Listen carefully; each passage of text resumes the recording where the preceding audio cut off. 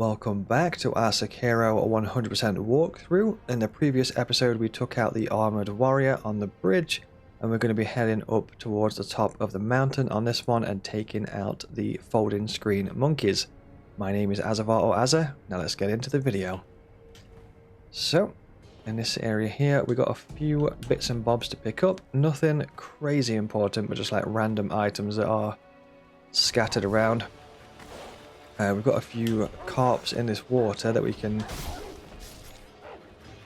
kill these for that scale if they don't run away before we get to them. Yeah, there we go. So we can get that treasure carp scale. Use that as currency a little bit later.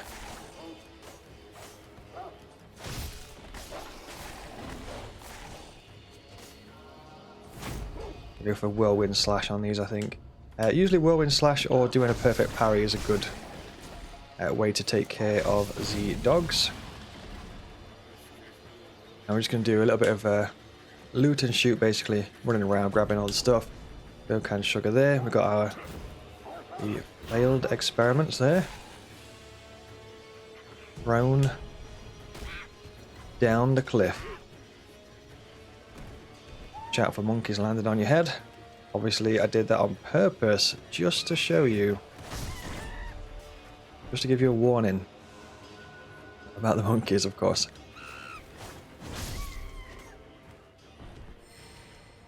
Yeah, so watch out for them. And that NPC that we spoke to earlier, the sort of like bigger guy, the NPC, he was one of these children here that was experimented on, essentially. Obviously he's not died as such, but it's not been good for his head, like these people here.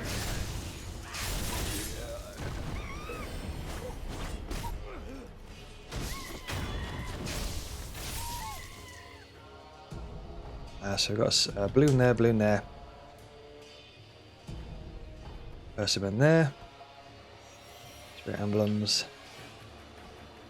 Couple of bits and bobs, heavy coin purse.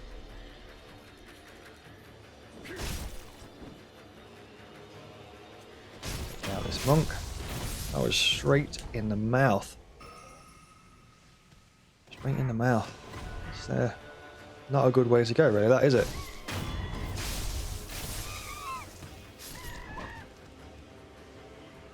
Right, so that's kind of that area. This place is brutal. What is going on with this? Not sure if you can see that, but that monkey's there. Don't think that's intended. I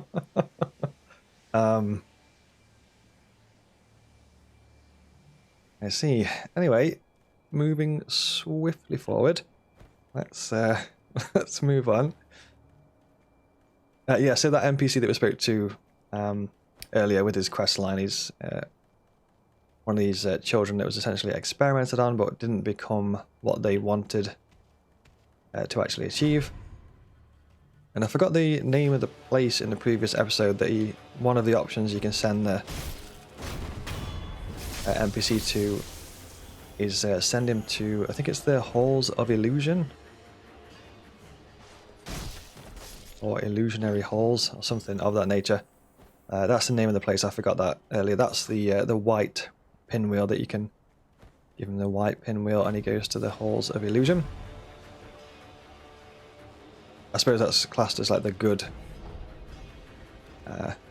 ending for that character, the good ending for that quest line, but we're gonna choose not to do that. Are these monks not too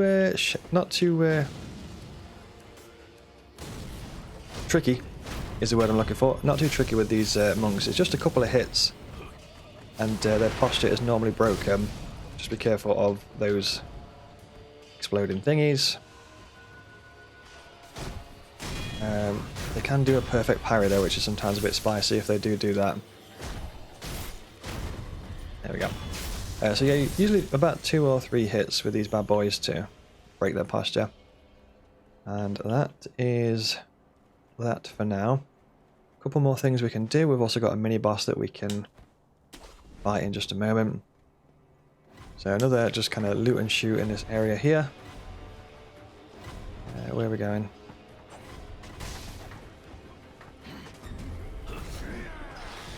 Grab that wax. Don't really need to kill these enemies to be fair, but you can fight them if you want to, but don't really need to.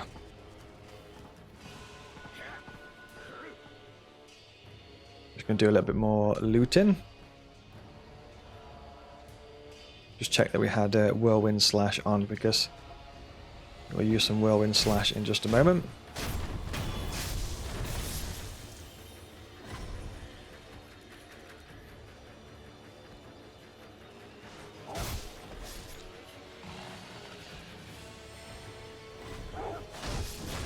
On these.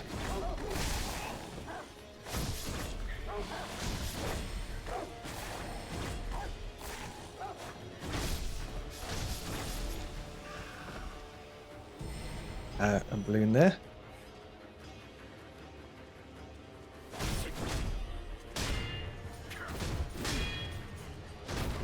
There we go. Straight in the mouth again, absolutely savage. Right, so that's that kind of area explored. There is a mini boss that way, but we're going to approach that mini boss in just a moment, not right now.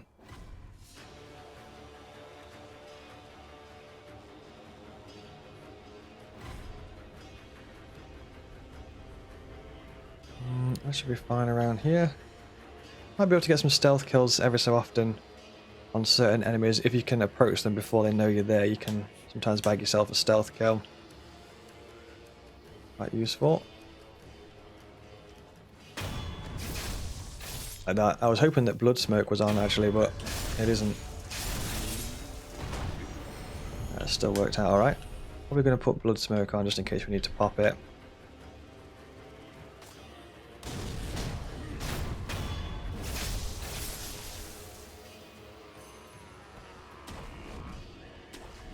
So we need to go fight a mini-boss behind us, but what we'll do, we'll just go and grab this checkpoint up ahead, so just run past all these enemies here, don't really need to worry about them literally at all. Pop the doors, get invincibility here, so there could be like a million monks behind us and we would just be completely invincible. Just make sure to dodge forward here, you might get hit, but it's okay. Just dodge forward, grab the checkpoint and rest. We shall leave this area for now. I'm going to go and do the mini-boss. We might have a Gourd Seed that we can use. We do. So the Gourd Seed is... Where is Emma at this point? She is... Rose room, I think, so... Might as well go and pop that Gourd Seed before we take on this mini-boss. The upcoming mini-boss is a bit spicy. It's all about perfect parries, essentially. All about perfect deflection. It's a boss that tries to train you to master perfect parrying. You essentially break the posture by just smashing a bunch of perfect parries. Just going to look behind here as well, because I'm not sure if there's a material we can grab. There is, so feel free to grab that if you want to. The upgrade material there. I'm not sure if Kuro will say anything at this point. I must ascertain. My lord. This document written by We have a document written about the stone. There's a fragrant, but it is beneath. Now that you mention it, I've read it may have some connection with the bottomless hole. This may be. I will take a look. Good. The text did say. So he talks about throwing themselves into a bottomless hole.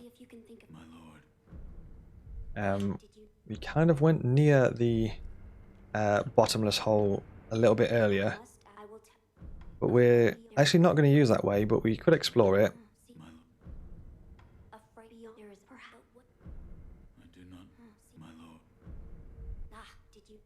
So we'll leave that for now. I'm not sure that text was just there actually, where it says, no, I did not, when we tried to... Did you notice the lingering scent in the incense burner? I did not. I see. It is faint, yet... Oh right, so he's talking about the incense burner? Right, fair enough. So that's that bit for now. We got the Gourd Seed upgrade. The healing flask upgrade. We've got 5 skill points here as well, so let's acquire some skills. Ideally, we want to... Let's have a look what we can bag here. This is quite good. Recovers vitality upon performing a death blow. We could bag that. In fact, let's bag that. Very, very useful. And travel to Sempo and... where do you want to go? Temple Grounds is the one. So this is the mini-boss that basically spams loads of attacks. We're going to try and get perfect parries on every single strike. There is a bit of a pattern to the way that the mini-boss attacks, so once you kind of like learn the flow and the sound of the attacks,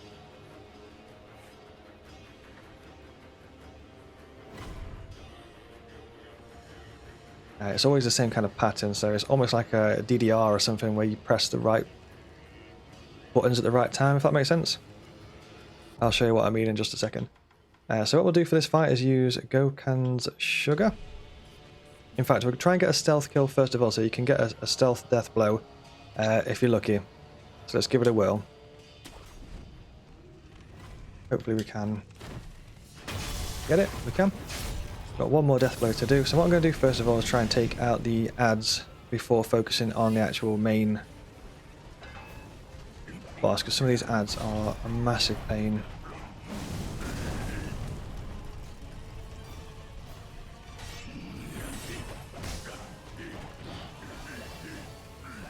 If I can find one.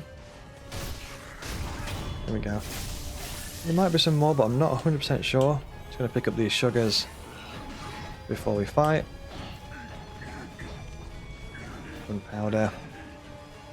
That should be fine. Perhaps if you can find a safe place, you could use a Gokhan's to help with your posture. Or maybe use a Gokhan's before you jump down, because it really does help with the posture. I'll try and show you some ash as well, because ash is really important. Well, you can win this boss without the ash. I'm just saying it's really effective. Sorry, for this boss. Try and show you. Here's the ash if it can pop off in time. No, it can't.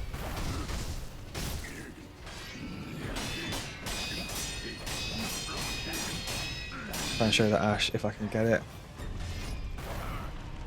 There you go. It gives you like 2 seconds or so to sort of like do whatever it is that you want to kind of do.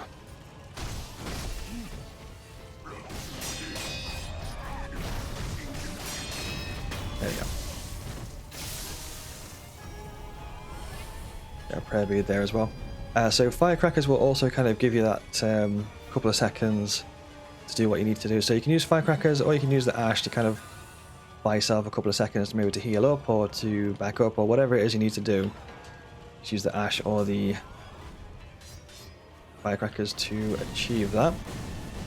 Just be a little bit careful with the ash, because we do want to use the ash a little bit later. So don't use all the ash. That was unfortunate. That was unfortunate. I guess we're running up the hill. I was going to teleport up, but I guess we'll just run up.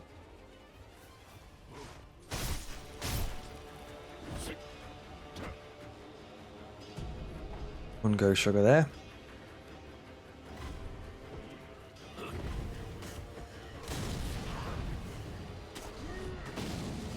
You can just run mostly up this hill. That you don't really have to worry about these enemies at all. You can just leave them to do their monk dancing. Whatever they're up to on the mountain, just raving it up or whatever. I think we've got 4 out of 4 prayer beads as well, so we can pop that for extra HP. We've got 4th prayer necklace now for increased vitality, increased health, increased posture. Couple of items that we can grab from around this area if we look around. There's something behind there. And there. Just watch out for these enemies there with the centipedes, because They can be a little bit spicy and they can do a lot of damage if they do kind of get you stuck. They might grab you and stuff like that and push you around. A couple more items up here. Got a Jesus statue, I think, somewhere down here. Yep. There, grab that bad boy. Got stuff around the back as well. Grab that bad boy. And then we've got one item up here as well. It's one you just do a jump from here. Dragon's blood droplet. A couple more things we can do before we take on the folding screen monkeys. Let's go take a little gander. Some stuff we can do out the side. This way, I believe it is. Yep, through here.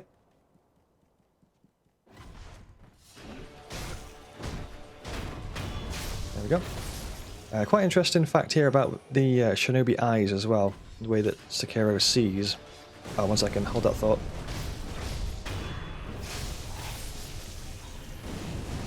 Definitely gonna get burn status here, but that's fine.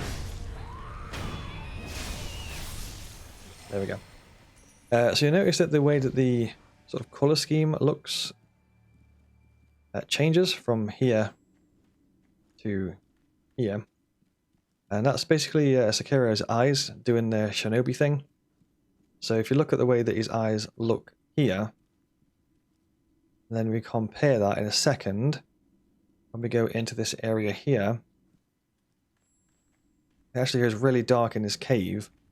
You'll notice that Sekiro's eyes change to have his shinobi eyes. So this hallway is actually completely dark. But the way we can see it like this, because this is the way that Sekiro can see it. You can check that as well by using this item here. This is how dark the cave actually is. So just thought that's pretty cool. That guy's trying to walk through a wall, I think, there.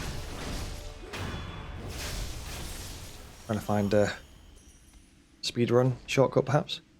This enemy here.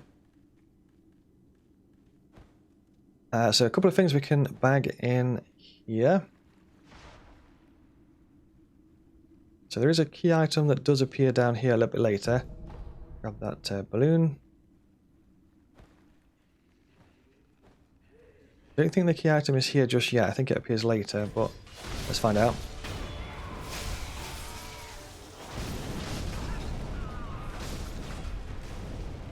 Alright, so let's get rid of burn. Dousing powder. Get rid of that. So you notice all these monks are kind of sat chilling by the walls here.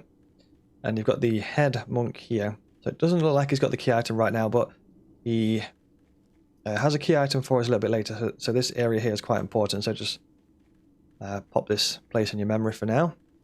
And I think there's a grapple. Yeah, we can continue up a little bit further.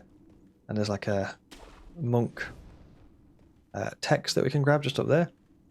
Also, I just wanted to point out that these monks here are kind of sat in a very similar way to the monk type NPCs are in Demon Souls as well. If you ever played Demon Souls, they kind of rinse and repeat some of this stuff that they do in the games from Software, which I think is pretty cool. So over here, I think we've got the monk skill tree, which I don't really use too much, but I think there are some things on that skill tree that allow you to get like increased drop rates and stuff like that. So yeah, grab those. This is the Senpo skill tree in here. I think we've got an item here. Don't think there's too much around this area, so I'm pretty much just going to jump back to where we came from. Yeah, that's fine. I'll just jump back down. Hopefully not get wrecked by this lizard.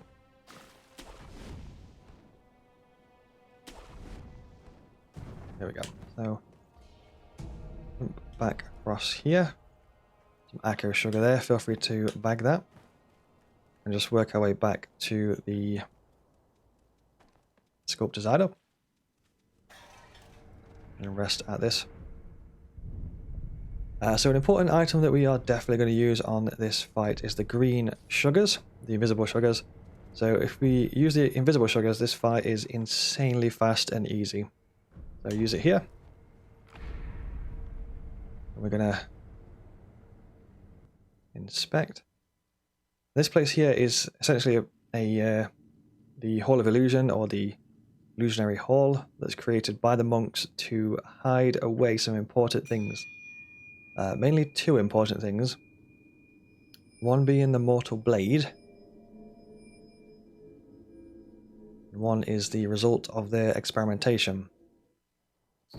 So what we do here, we're invisible because we use the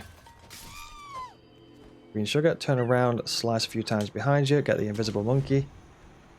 There's an invisible one. Grapple up. Get the red one as he's going around there. Run towards this tree in the middle. Grapple to that branch. Turn the camera in. Go for this monkey here. Because we're invisible, he doesn't know we're there. Grapple up to this tree here. Straight across. Jump diagonal across there. And to there. And just follow this round up here. Pop this monkey in the back. And that's the fight. Shinobi execution. So because we did that, it kind of breaks the spell that's been put in this area. And in the story so far, the spell has not been broken yet. We're the first to break the spell because we are shinobi. We've got these shinobi skills to be able to make it past that area. We've also got another ninjutsu here as well, which is a puppeteer ninjutsu. We'll be using that a little bit later, so keep that in mind. And this is the place that was essentially hidden here. So this is the divine child here. Child of rejuvenation. We've also got one memory, so feel free to use that we got from the monkeys. Increase the attack power. So this is essentially the successful result of the monks' experimentation. They did create a child that was essentially like a duplicate of Kuro, essentially with the same kind of powers, so that they could get the power to resurrect and live forever. So we're going to talk to her, and we say that we want the mortal blade. Yes, please give us the mortal blade. So this has been kept here for a very, very long time. If you are prepared. The monks want to hide this blade because they don't want immortality to be severed, and they know that this mortal blade can sever immortality. Obviously the monks want to be immortal, so they hide this blade away in this area here. And no one's been able to take it because they've always died when they unsheath it like that. But luckily for us, we can die twice, as we know. Or we can die multiple times. Probably more than twice. That's it. There we go. So we grab the mortal blade. Now it gives us access to a few extra bits and bobs. We also get access to the mortal draw combat art, which is really cool. Also talk to her a few more times to get some rice, which gives us some good HP restoration. So that is that for now. And I think we shall wrap this one up round about here. So hopefully you enjoyed this video. If you did, remember to like, subscribe and drop a comment. Thank you very much for watching, and I'll see you in the next one.